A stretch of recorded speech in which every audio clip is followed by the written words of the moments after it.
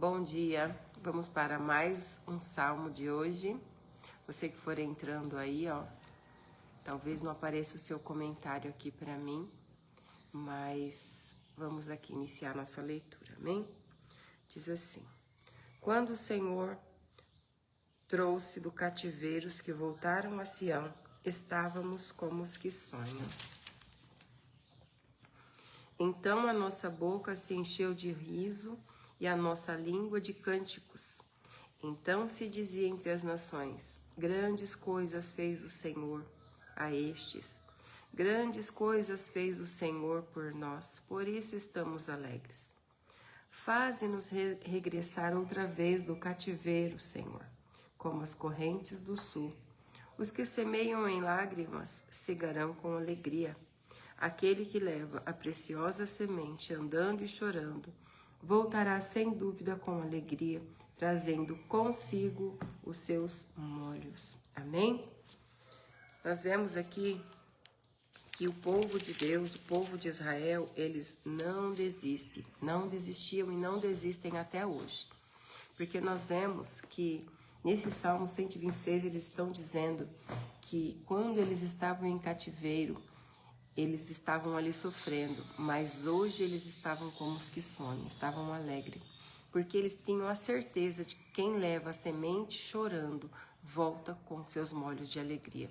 Se nós olharmos aqui o Salmo 137, nós vamos ver que quando eles estavam aprisionados na Babilônia, eles começam a dizer que os inimigos pedem para ele: canta para nós um cântico, o cântico que vocês cantavam na Jerusalém.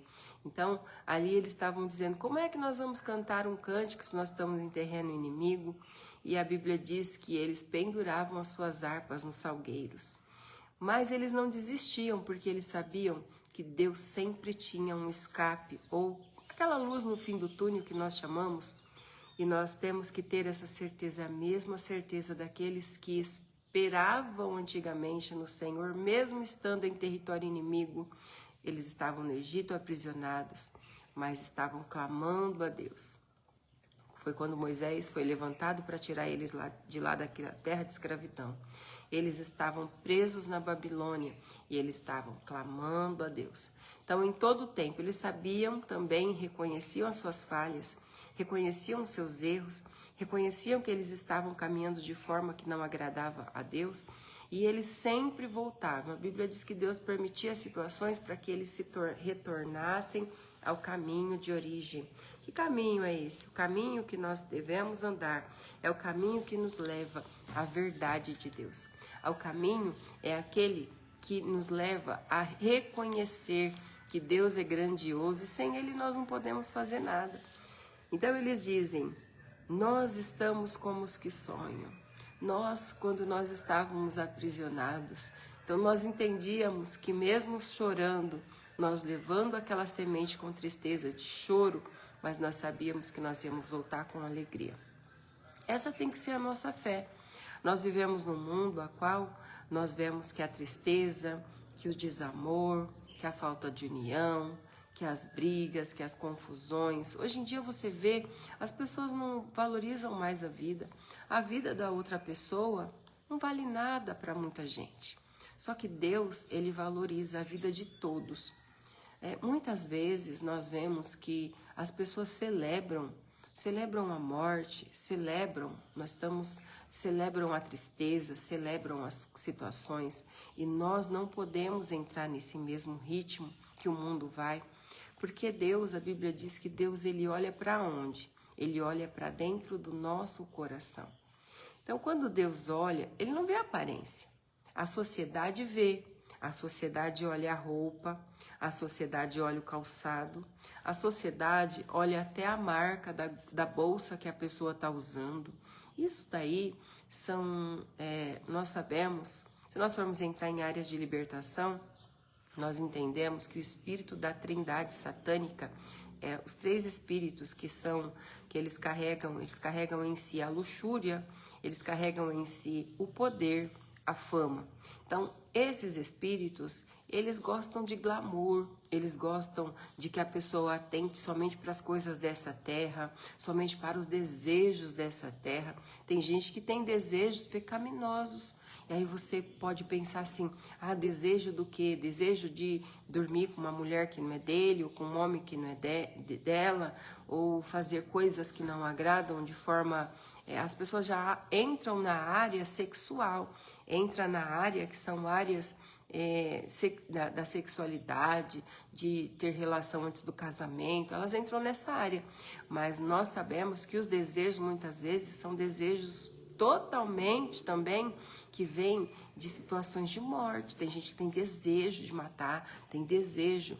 Teve uma época que nós atendemos uma pessoa e ela dizia assim, eu sinto gosto de sangue na minha boca. Então, olha só, são coisas tenebrosas que o mundo, que as situações, os espíritos preparam. Por que eu estou falando isso? Nós estamos às vésperas de Halloween e amanhã o mundo celebra situações que não agradam a Deus.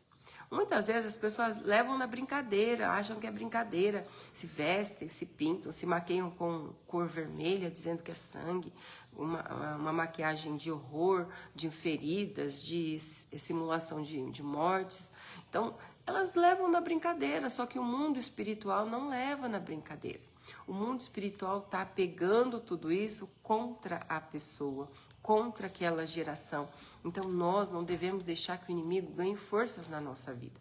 Nós devemos olhar como o povo de Israel. O povo de Israel que passou por muitas situações e passa até hoje. Passa por perseguição, passa por massacre, passa por situações opressoras. E essa guerra, ela não gera sofrimento só para Israel.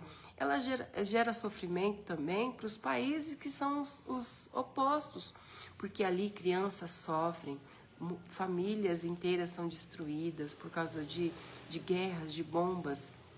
Jovens não têm o direito de ver, passar por uma família porque morrem antes da hora.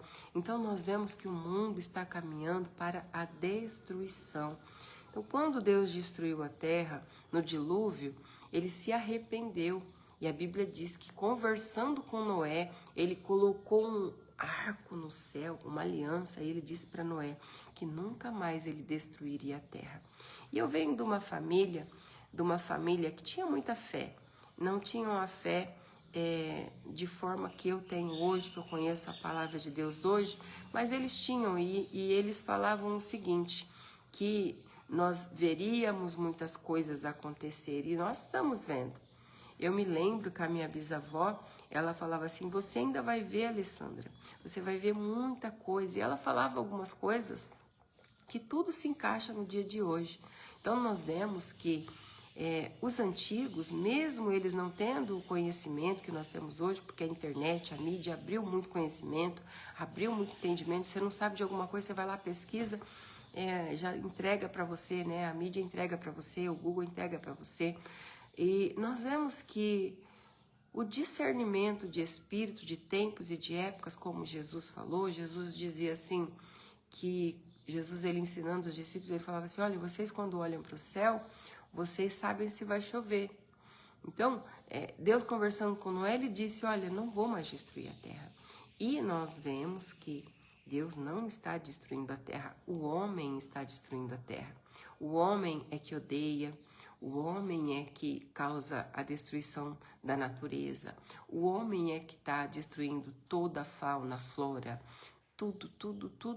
É o próprio homem que está com a sua mão destruindo o que Deus entregou. Quando Deus deu a terra para Adão, Deus deu para que ele a sujeitasse e a dominasse. Mas Deus não mandou ele destruir. Mas o homem vem destruindo. Então, quem paga por isso? Os inocentes pagam. Quem paga pelas guerras? Os inocentes, os bebês, as crianças que não sabem de nada. Às vezes está no ventre, uma mãe morre com o bebê no seu ventre. Então isso é a guerra, isso é o que causa o mal. Mas nós devemos estar com a nossa fé firmada, como o povo de Israel sempre esteve. E eles diziam, nós estamos como os que sonham. Então, nós devemos estar com a nossa fé em dia, o nosso coração tem que estar em dia. E quando eu falo do nossa fé, o nosso coração estar em dia, eu vou lá para o Salmo 91. O Salmo 91 me garante proteção. O Salmo 91 me garante escudo, me garante refúgio. O Salmo 23 me garante cuidado. Eu vou para a palavra de Deus. Quando eu olho os milagres de Jesus, o que Jesus fez, como a fé das pessoas eram ativadas, eu ativo a minha fé. Eu vou para ver como viveu Jó, e Jó ali raspando suas feridas com um pedaço de telha, não desistiu, continuou confiando em Deus. Nós vamos para a palavra de Deus e nós encontramos refúgio. Nós vamos aqui para o Salmo de número 39 e nós vemos que Deus nos conhece. Olha só, o Salmo de número 139. Senhor, tu me sondas e me conheces. Tu conheces o meu assentar e o meu levantar e de longe entende o meu pensamento. Então, é esse Deus que nós não deixamos de servir, de seguir. O que está acontecendo? O que está vindo para tentar me destruir? Isso diante de Deus não é nada. Porque Deus é nosso socorro, nosso refúgio, nossa fortaleza. E eu sempre digo, confia no Senhor, não tenha medo da justiça de Deus. Você está caminhando, fala, Senhor, coloque aqui na minha cabeça, irmãos, eu faço essa oração. Coloca aqui na minha vida o teu prumo, a tua justiça, porque eu não tenho medo da justiça de Deus. As pessoas elas falam, você fica pedindo a justiça de Deus, você vai ver a justiça de Deus, que venha. Que venha a justiça de Deus para as nossas vidas. Que venha, que Deus coloque tudo no lugar. O que está fora, coloque no lugar.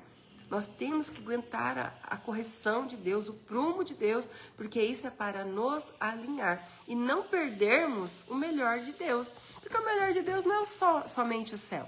O melhor de Deus é para nós aqui na terra. Aqui na terra nós seremos abençoados, seremos guardados, protegidos, viveremos o melhor de Deus.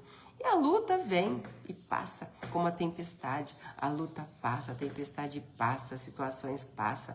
Agora eu olho para mim e eu vejo o cuidado de Deus. Você precisa olhar para você e ver o cuidado de Deus. Veja o quanto Deus é fiel, veja o quanto Ele é amoroso, veja o quanto Ele está cuidando de você. E não desista porque o Senhor vai guardar a tua casa, o Senhor vai guardar a tua família e decida sempre para o bem. Não entre nesse joguinho do mundo. Uma brincadeirinha, é um chapeuzinho de bruxa, é uma rezinha de brincadeira. Não brinque com as trevas, não brinque com as coisas do maligno, porque ele não brinca.